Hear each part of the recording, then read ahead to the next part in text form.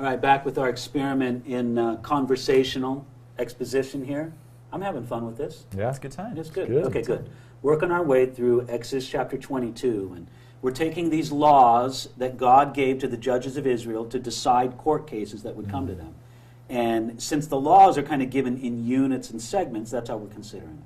So our journey now through Exodus 22 brings us to verses 9 through 13, which seems to be a section speaking more about the application of the principle of restitution. So, David Wally? Verse 9 says, "For any kind of trespass, whether it concerns an ox, a donkey, a sheep, or clothing, or for any kind of lost thing which another claims to be his, the cause of both parties shall come before the judges, and whomever the judges condemn shall pay double to his neighbor.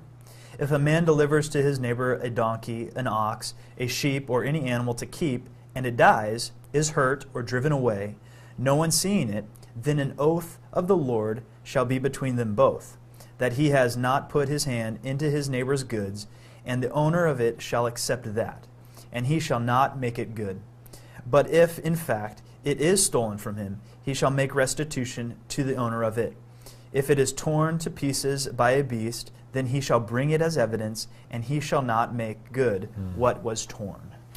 Well, here we see sort of the spinning out of the prior principles that we've seen on the importance of restitution. Respect for private property, now restitution being made. But I found it kind of interesting. Nate, did you notice this in verse 9 where he talks about any kind of lost thing which the owner claims to be his? Yeah. Now, kind of here in sort of Anglo-Saxon law, we have the principle of finders keepers. You got Is that it. how it worked in ancient Israel? Well, it seemed like apparently not, you know. I mean, if someone lost something, whatever it would, a shovel, an axe, a sheep, that property was still theirs. Even though they lost it, it remained the property of the original owner.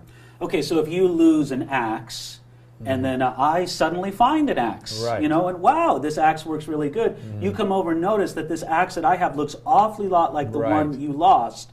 Then if the matter was taken to the judges, who would they be biased in favor of? They would be in favor of the person that says, no, that was originally my axe. Right, right. So, Interesting. you know, sort of under Israeli law, it's losers, keepers, finders, weepers, I guess, Yeah, if you wanted I guess to turn it that's around true. that way. That's true. But notice, verse 9 says that in one of these situations where it was his word against the word of another, verse 9 says what? The cause of both parties shall come before the judges, and whomever the judges shall condemn shall pay double. Interesting. Pay double. Isn't that quite a thing? No frivolous lawsuits here in ancient Israel, right? Because if you brought charge against your brother, and you weren't in the right, not only did you have to give him the axe, you had to give him 2 axes. You had to pay double. Yeah, that's pretty significant there. Yeah, I like the idea also. It's the idea of the judge would hear both cases. It wasn't, it was, another claims to be his. So it's a claim that innocent is innocent until proven guilty, kind of. Well, thought. that's really cemented in here, isn't there? It's sort of the foundation of the idea that a man is innocent till he's proven guilty. Yeah. So a man's oath is taken to be the truth. Yeah. Unless it's proven otherwise. That's in verse 11 where it says, Right. Then an oath of the Lord shall be between them both, that he has not put his hand into his neighbor's goods, and the owner of it shall accept that. You got to accept it. If he takes the oath and he says, swears before the Lord in some appropriate way, swears before the Lord, no, I didn't steal it, then they had to accept that. But isn't that putting a lot of trust in God? It is. That God would do what? Avenge what was wronged.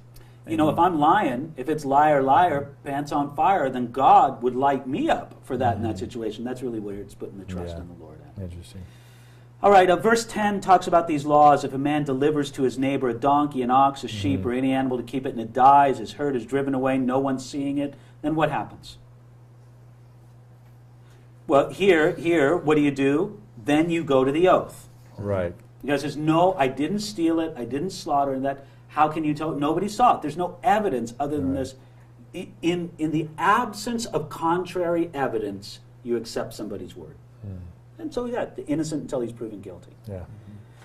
Okay, notice there, verse 11, the owner of it shall accept it. Okay, I'm just thinking, here I am. I own, a cow.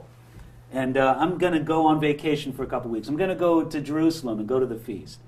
Nate, would you please take care of my cow? Sure, I'd love to. You know, and I come back, and the cow's gone. It's dead. It's just dead as a doornail.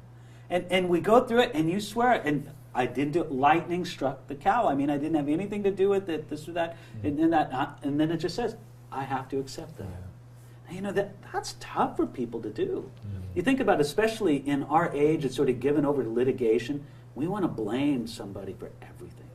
And some things you just got to say, it happened. Well, wouldn't you say that people's words nowadays aren't as taken seriously, or people's word, you know, no one's going to say, I give you my word that I will not do this. What No good is one that? really says that, because no one really trusts that. You know, let your yes be yes and your no, no is not a practice that is really valued today.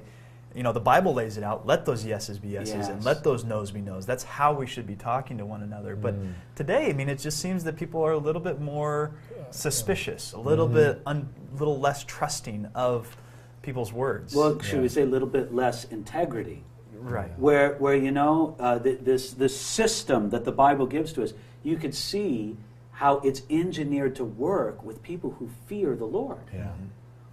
Somebody who would say, I will not swear to God that I'm telling the truth if it's really a lie. It just seems like today people would do it without conscience. Definitely. You know, if it would give me that cow, I'll do it. You know, and that kind of thing. And so you can see how God made this law in a sense for His people, for the people who would listen to His word and put themselves under the teaching and the instruction of His word. It reminds me, a little different context maybe, but I remember reading about Samuel, and one of the things it said about Samuel was that none of his words fell to the ground. Yes. You know what I mean? I That he was such a man of integrity. Yes. That and I was talking about kind of more of his prophecy maybe, you know, but still the idea that when he spoke, he meant it. Yes. And I think about It that. mattered. It mattered. And you know, as a man, I don't want my words to be thought, he speaks, and they just fall to the ground. They have no worth. And it really says, hey, no, you accept that oath. Yeah. Okay, we've spent a lot of time talking about this whole principle of restitution. Let's cover two more verses, verses 14 and 15.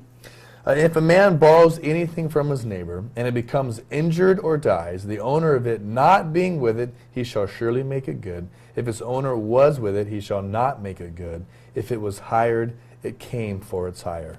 Okay, this is fascinating, isn't it? You borrow something from your neighbor, and if the owner of the cow, we're just using a cow, if the owner of the cow isn't with the cow and the cow dies, then me, the borrower, I have a responsibility.